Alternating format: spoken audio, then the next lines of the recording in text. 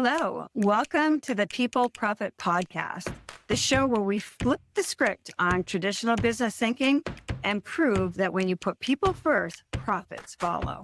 I'm Sandra Coker, your guide on this journey to more engaged teams, loyal customers, and a healthier bottom line. These episodes are brought to you by Human Power Solutions, helping organizations unlock the human potential that powers performance. Whether you're a leader, an HR pro, or a curious change maker, buckle up. We're diving into fresh stories, real-world strategies, and a few laughs along the way. Ready to turn your workplace into a profit-powered people machine? Let's get started. Welcome to the People Profit Podcast, the show that proves the fastest way to grow your bottom line is to invest in the people above it. I'm Sandra Coker, CEO of Human Power Solutions and author of the national bestseller, People Profit. Today, we're going deep into the conversation most leaders dodge, and why leaning into this is a secret to teams that don't just survive chaos, they own it. Our guest today is Chris Wong, licensed therapist turned executive coach and co-host of the top-rated podcast, The Art and Science of Difficult Conversations, and the founder of Leadership Potential. For 15 years, Chris has walked into burning nonprofit and healthcare buildings, fixed dysfunctional teams, and coached turnaround executives who were handed impossible mandates. He lives just outside of Boston with his wife and 2 kids, still serves on multiple boards, and has one non-negotiable rule: high accountability paired with high support. Chris, welcome to the show. Let's give leaders permission to stop avoiding the hard stuff. Thanks for having me, Sandy. Really appreciate being here. Yeah, I'm excited. So you and I have worked together. We've known each other for about 2 years now, and you worked inside of a few of our clients and have got rave reviews. So I'm really excited to have you on the podcast today. So I want to ask you really quick, why servant leadership is the most misused phrase in organizations today? Yeah, I think a lot of people, especially in mission-driven or purpose-driven organizations, people love the idea of servant leadership. Let me help you, let me serve you, which I agree with. I also ascribe to that. I think a lot of times people then think of it as, let me make life as easy for you as possible, which is not really the same thing, because you can't, because work is work and you still need people to do stuff. And if you keep taking stuff off people's plates, you don't delegate to them, you're always worried about offending them, so you don't have these difficult conversations. That's not servant leadership. You're not giving them the feedback they need to get better. You're just trying to make people feel better, which is not the same thing as helping people do the job well and perform at a high level. I love that. So today's episode may make you sweat a little bit, everybody, but in a good way. If you like it, please hit subscribe and share with one leader who still thinks being nice equals support. Your share keeps these conversations alive. Chris, let's roll. So let's take us back to the residential treatment center where it all started. You're a licensed therapist, did a lot of school, obviously, right? Yeah. You were surrounded in that treatment center by high acuity teens. Then burnout hits. What did that moment teach you about the difference between caring for people and caring about people? Yeah, that's a really good way to phrase that. I think I just burned out because I thought, let me just put myself way into the work. Let me put 100% effort, because there's always people in need. So let me just do as much as I can. And I was not spending time on myself, and I was taking everything really personally.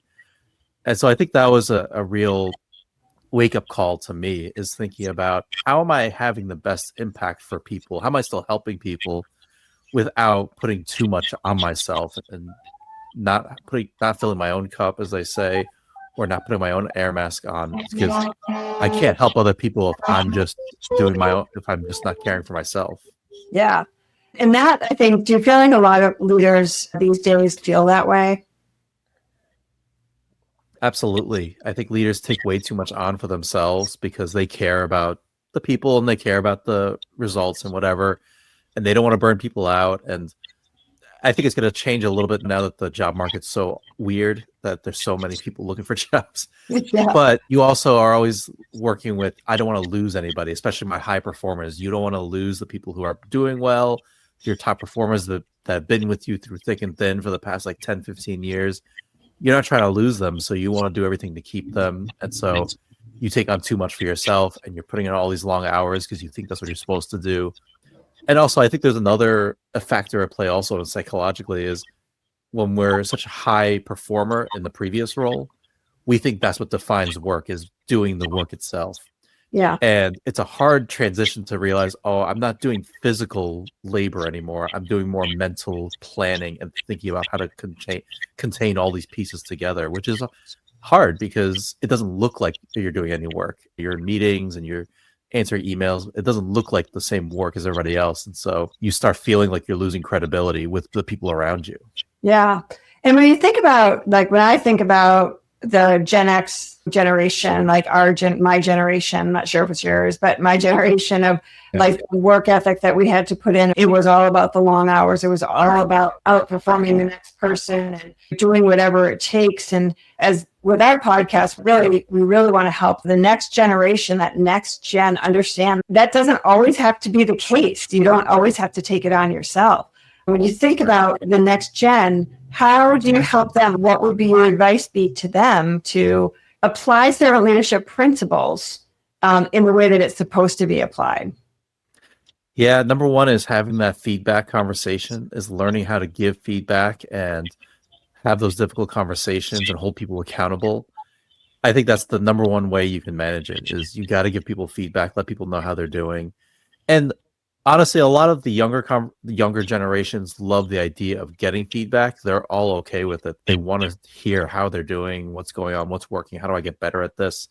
So it's applying that same principle, give that feedback to other people in a way that it's received, in a way that they can understand it and act on it. Yeah. But then also hold them accountable. Like you said earlier, I believe in high accountability. People should be doing the things they need to do. You need to set boundaries on the work and on the guidelines and workplace rules. Boundaries are not a bad thing. They're very necessary. And they're not infringing on people's rights or their personality. You have to create a culture that works for everybody. And in a workplace, you can't really bring 100% authenticity to work, right? You still need to follow the rules of the workplace to some degree. And so holding people accountable in a way that's still respecting everybody, and that's a hard balance. I get that for everybody. That's not an easy balance. That's why you need help. But if you can manage that balance, you're going to get the best out of people. I think that's really interesting, because I think people hear the word boundaries and they're like, boundaries, right? But I look at it as people want clarity. They want to understand where they need to be going. And as a leader, just being really clear, I think that's the best thing that you can do for most people. I do want to ask you, I'm sure, I can't imagine working with teens in that residential environment. My background, one of my children was in residential treatment. From a mother's point of view, I understand that more than most, I think. And I can't imagine what working with those kids on a day-to-day basis with all the different problems that they have, how that affected you. Working through burnout, how did you take that leap from doing that to, I'm going to go into the L&D space? I'd already been doing that a little, or I've been facilitating trainings. I've been taking that on because I just like the idea of teaching. I like the idea of working with groups and using my experience. I think that's what also is, I wanted to use my experience, not just academic knowledge, to teach people stuff. Hey, I've been through this. This is what works. This is what doesn't work. This is why we do things the way we do it. And it was a natural extension for me, and I could stay in the field of let me help the end result, which is helping families do better and youth do better. And if I can help the staff do better, then I'm just having a bigger impact. And so it was an easy transition. The harder transition was not being in that fight or flight mode all the time of hearing like a door slam and something like jumping, feeling like I have to intervene in some way. Mm-hmm. So getting rid of that was a harder transition. I actually understand that. So from there, you built an entire learning and leadership and organizational development department from zero. You developed mentorship programs, merger project teams, board chair roles. Walk us through the merger moment when you realize that high accountability without high support collapses, and high support without accountability breeds resentments. Yeah, when we were going through that merger, I was brought in to be the project manager of the team that was merging our HRIS and payroll systems between these two organizations. And I was brought in because the HR and payroll and finance teams had been working on it for 7, 8 months already. I came in September and they were in crisis. Like they still hadn't made very much progress. They were arguing with each other about whose fault certain things were and whose responsibility certain things were. And I had a reputation for getting things done. So they asked me, why don't you just lead this project team? And also I'm a neutral observer. I'm not like embedded with anybody. Yeah. And it was so stressful managing that because I didn't understand a word of what they were trying to say about unemployment tax, different technical specs about different HRIS systems. Yeah. I had no idea about anything. And it was like, I'm trying to figure out all this stuff. And a lot of it was, how do you just align them to, these are the milestones we need to hit to be done by January 1st. Yeah. These are the steps. What are I don't know them. So you got to tell me, what are the steps and how are we going to keep ourselves on track? Yeah. That was the big thing, is let's have regular meetings so that we can work towards the goal and figure out what are the steps. And then the support came in. Let me meet with everybody individually to figure out, what do you need to get your part done? And for some people, it was easier than others. Like benefits was actually surprisingly simple compared to everything else. It was just like making sure they get the information and then get things through. Yeah. And then for other people, it's like the payroll and the HRIS systems was much more technical and detail oriented. And so it was meeting with them much more regularly than once a week and figuring out, how do we get you the support you need, whether it's information, whether it's resources to help you do something, or whether it's just emotional support. But the goal is still always the same. The deadlines always stayed the same. Yeah. Your expected output was the same. It's just some people needed more of my time to support them through the process than others. So when you think about the numbers, right, the turnover before you looked at that high accountability without high support collapses, and then the high support without accountability breeds resentment. Do you have an idea of like where turnover, when you pair the two, how does it improve? Well, I think there's an extra nuance where when you increase the accountability, it automatically leads to more turnover, because you're actually holding more people that should have been let go a longer time ago, or they could have thrived. They just never were given the chance. So a lot of those people will end up leaving. Yeah. What you end up though with is people who are going to do the job. And then as you start bringing in people and you've had these structures, it stabilizes over time. Yeah. And that's what I noticed. And that's what I've found in some of the leadership development programs or the workshops I've held or things like that. And when we track them, there was a little bit of like more kind of turnover and more kind of all over the place with our hiring. But over time it increased. So there was increased retention or decreased turnover, how you want to think about it, but also increased internal promotions. Some of those managers that went through trainings and they were able to be more effective because they were holding the staff accountable and delegating more, they also got more internal promotion opportunities. So like they were able to grow their career at the same time. I think that's such a key thing. So a lot of times, I know you worked contracted with HPS prior. And one of the things that when I'm talking to our clients and when I'm sitting there and saying, we're not going to be your cookie cutter, check the box, and you may end up losing people. And that is something that I think a lot of people don't quite understand, that when they start a professional development or program or project or initiative inside of their organizations, that the standards go up and you may end up losing some people that you thought are key people. Why? I'd like you to talk a little bit about that for our newer leaders that are coming up that are starting to manage teams. Yeah, I'll share one with the engagement I'm doing right now through HPS for this nonprofit. And the senior leadership team lost a director very early on right before we started. They were already down a person. And then throughout the process, they hired somebody new. That person ended up not being a good fit because over time they realized, oh, we should have been asking this question in the hiring process, or we should have realized this is what we needed to do. And that person wasn't a good fit. The great thing is, as we've gone through, the executive director and all the directors got better at both delegating, so they took things off their own plate, so they weren't overloaded, but also they were better at collaboration and kind of managing all the different pieces together and problem solving, so that at this point they've decided they don't even need to fill the position because they're able to, but all the directors are able to manage all the pieces themselves because they feel more confident in leading those pieces as well as delegating down and having their teams perform. But also the executive director is now going on, like, she's got some time off coming up, and she's able to, as she said, I feel not stressed about leaving pieces hanging. I feel confident that when I leave, my team has got it under control. Yeah, I actually talked to her last week and thrilled to death. Really, I'm just thrilled to death. And it does make a huge difference in how you're delegating, how you're doing things. You talk about servant leadership. We talked about this. We touched on this a little bit earlier. Servant leadership isn't about removing all the hardship. It's about putting your team in the best position to perform. Can you break that down? I mean, what are 3 common ways leaders accidentally sabotage their people? Yeah, I think number 1 is not having a clear goal, not having anything aligned. I think especially if you're in a purpose-driven place, that's where I see most servant-based leaders.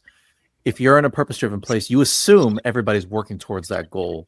Right. When really they might not be. They might be, I've worked in places where we were a child welfare organization, but some people were much more focused on social justice or advocacy, or how about we advocate with the legislature. That's great. There's like people that do that, but that's not our goal here in this team, in this department. Our goal is this. Yeah. And I've had so many managers have a light bulb moment of, oh, I don't think my team is aligned on the same thing. And that's their major problem. So they got to, number 1 is, the first thing is making sure they're aligned on the why. What are the purpose here? Are we doing the same thing? And if you want to be doing something else, maybe you should be working in a different team that better suits that. That's okay. And we're not to be the best fit for everybody. So having that. Number 2 is being really clear on all the stuff, like the logistics of the team, the roles, responsibilities, expectations. How do we communicate? How do we collaborate? All those things people don't think about is the rules, the unwritten rules that should be written down. COVID came up with, or COVID exposed a lot of those unwritten rules we thought everybody agreed to, but that's not the case. Everybody works by different rules. And so the more you can standardize, this is how our team works, this is how our team collaborates, this is how we treat people, this is how we help people collaborate on projects or feel belonging on our team, this is the roles and expectations. That's number 2, is being clear on all that stuff. I think the third thing is the leader has to model all these things. My favorite phrase is attitude reflects leadership.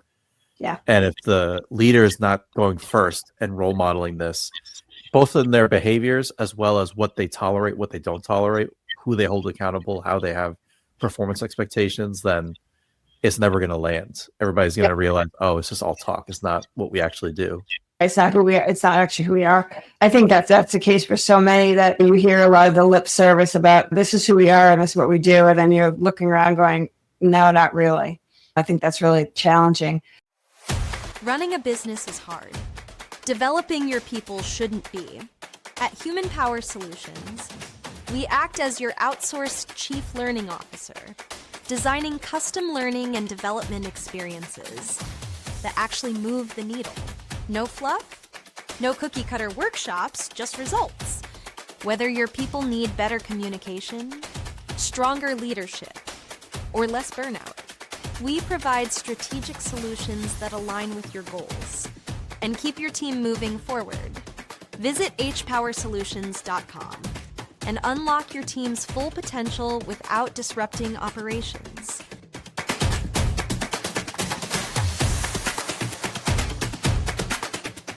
How about leaders who, I love this, the managing up philosophy, right? So getting feedback from the people that are reporting to you. What do you say to leaders who just avoid that, or make it psychologically unsafe for people to give them feedback? Get over it. That's all we can say. It's hard to persuade people to do things. Yeah. That's why therapy takes such a long time. It takes a long time for people to break out of their patterns of sabotaging themselves or getting in their own way. And so it takes time. And I always think of it as like therapy is a lot of therapy is working with the people who don't realize and aren't willing to change that behavior quite yet. Yeah. Because they just don't know that's their biggest barrier. Coaching really works well with people who have already identified, I do need to change and I'm willing to do whatever it takes. Yeah. And so until you get that point, it's hard for a leader to be willing to suddenly take that feedback if they don't even realize they should be taking that feedback. Yeah, I totally agree with that. It's just sometimes you come into a company and they're like, we're doing everything right. I'm like, hey, why am I here then? What are we talking about? But they want to fix everybody else and not really willing to take a look in the mirror and say, you might be the problem.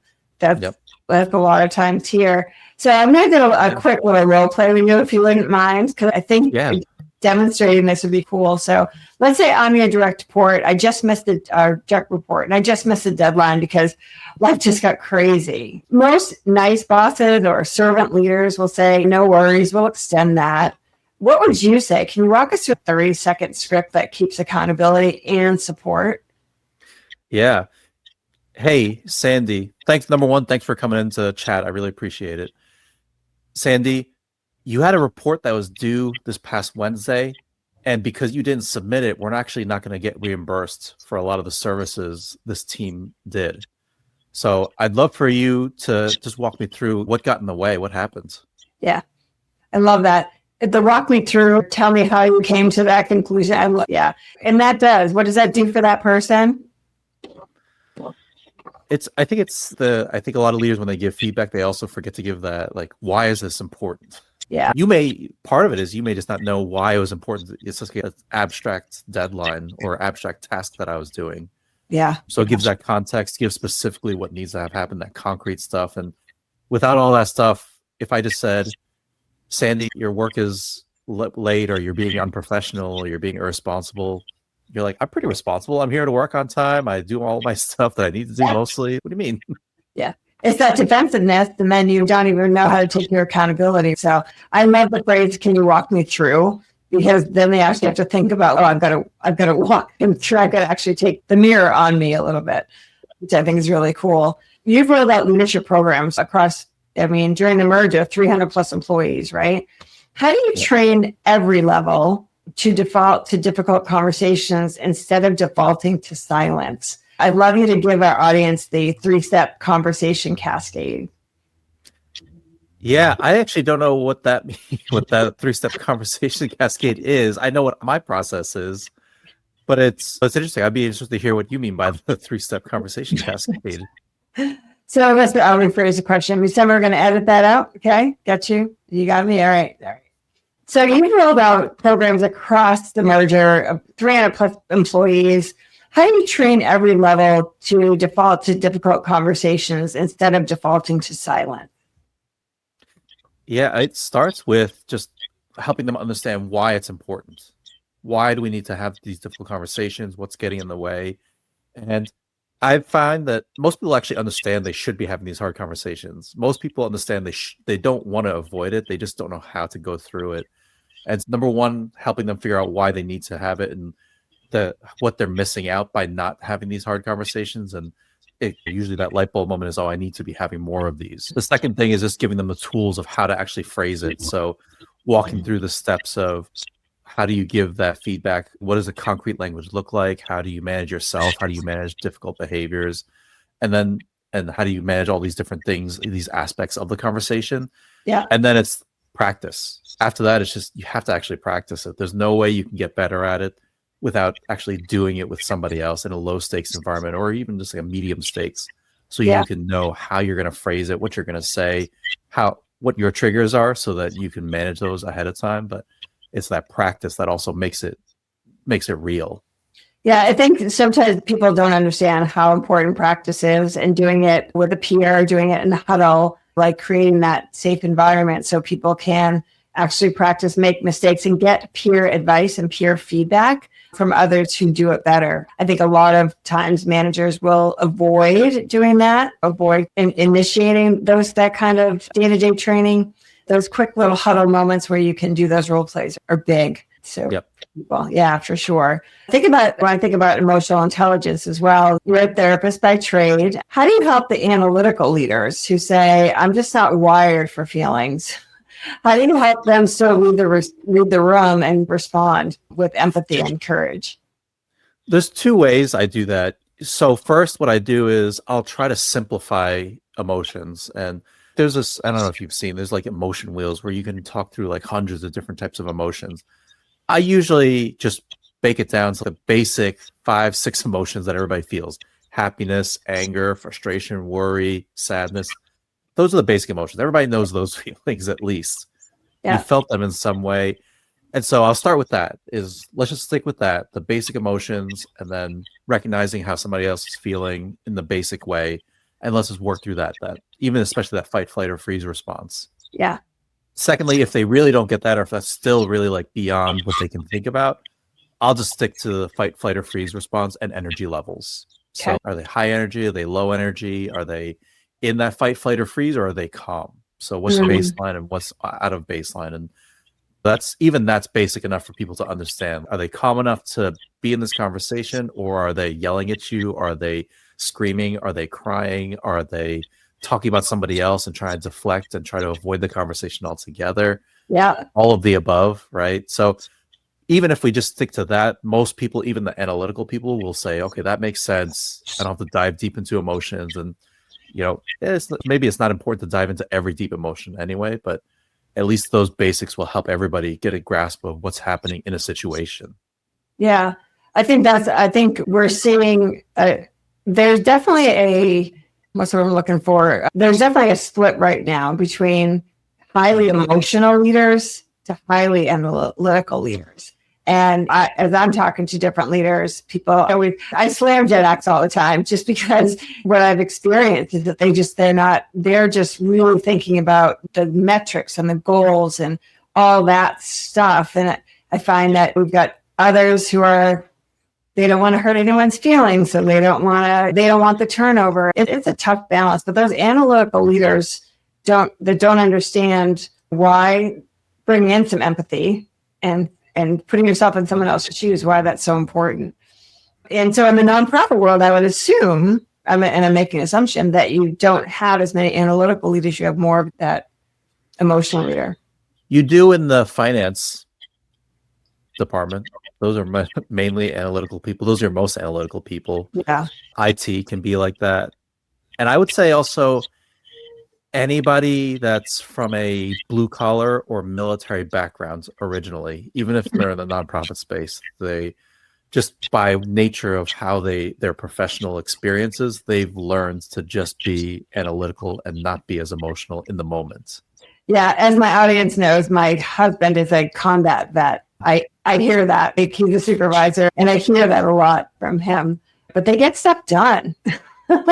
Yeah, and I think on our podcast we had a Marine veteran that came and talked about like how he transitioned to emotional intelligence and leadership, and it really I think people who are veterans or blue collar, I think they're misunderstood in this respect. Like they want to. I think it's just the way they were taught to do the work and approach it is different. Yeah, and as long as you can learn to speak that language also and understand why their brain works that way to process information, they're going to be open to this stuff. It's just their language or the way they see the world is different. Yeah, I would agree with that.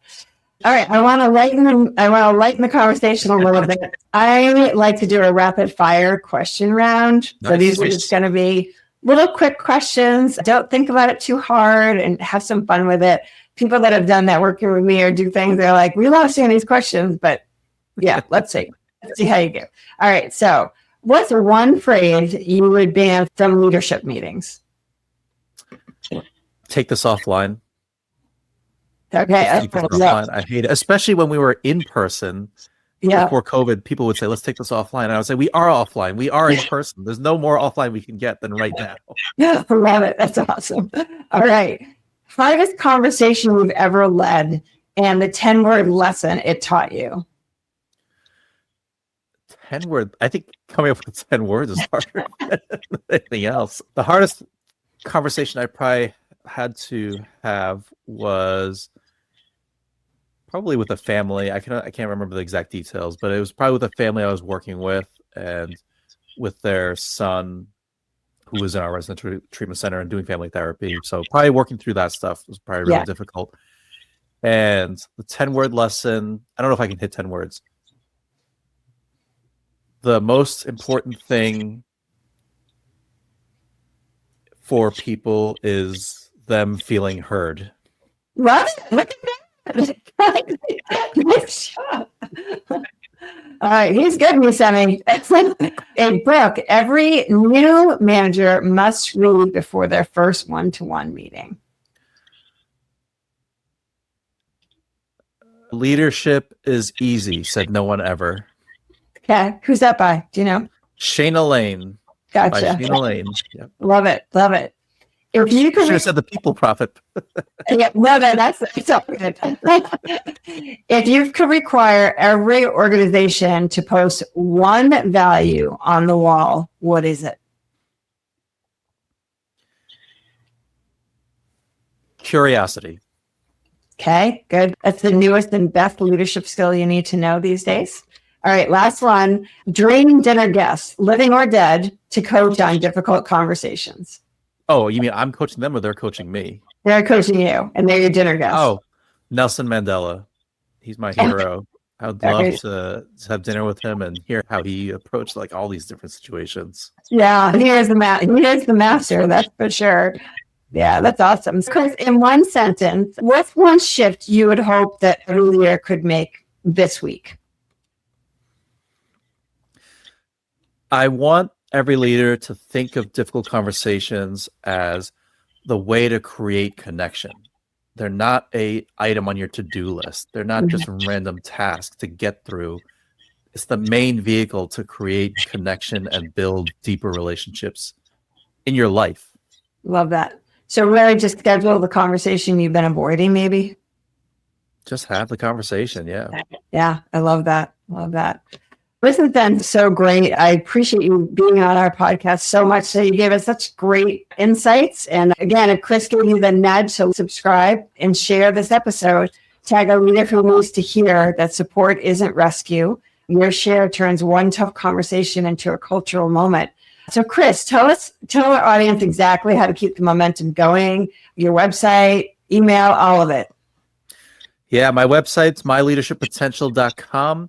You can find me I'm most active on LinkedIn. I'm at Chris Wong LMHC on LinkedIn. And I'd love to continue the conversation. If people have a question, I'm always happy to just answer a question. Chris at myleadershippotential.com. And you also have a Trust Builder Toolkit, correct, on your website?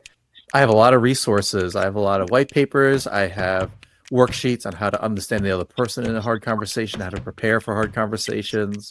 So go to my website, listen to my podcast. I have tons of resources for helping you manage through these hard situations. I love that. And we'll make sure that the link is below. All of your information is LinkedIn is put in the links below. So guys, do it today. Go to Chris Wong's myleadershippotential.com and download some of those free resources. Leaders, remember, the profit you want tomorrow is built on the conversations you have today. I'm Sandra Coker. Keep investing in your people and watch your profits soar. Chris, thank you so much again for being on our podcast today. We really appreciate your time. Thanks for having me. This was a great conversation. Great questions. Thank you so much. That's a wrap on this episode of the People Profit Podcast. If you found a nugget of wisdom or even just a spark of inspiration, share the love, subscribe, leave us a review, and pass the episode along to a colleague who's ready to build a people-first culture. Big thanks to our sponsor, Human Power Solutions, for championing workplace where humans thrive and profits rise. Want to learn how they can energize your team? Head over to hpowersolutions.com to get started. I'm Sandra Coker, reminding you that when you invest in people, you invest in profit. See you next time.